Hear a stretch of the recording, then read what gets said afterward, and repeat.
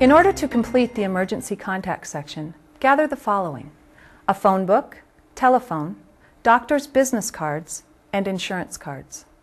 You will then fill in each of the following: local hospital, primary care doctor, church, attorney, taxi, and Medicar transport service. The next of kin or healthcare power of attorney is usually your spouse or oldest child. However, you can appoint anyone. Discuss your wishes with that person in detail. Note the type of care you want to receive and the treatments you want to have withheld. The person you choose should agree to act on your behalf and according to your wishes. These choices may be different depending on the circumstances. Consider different scenarios.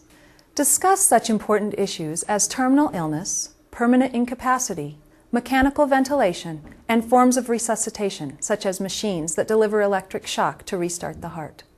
Other important topics include when you would want to withhold the use of a feeding tube or antibiotics.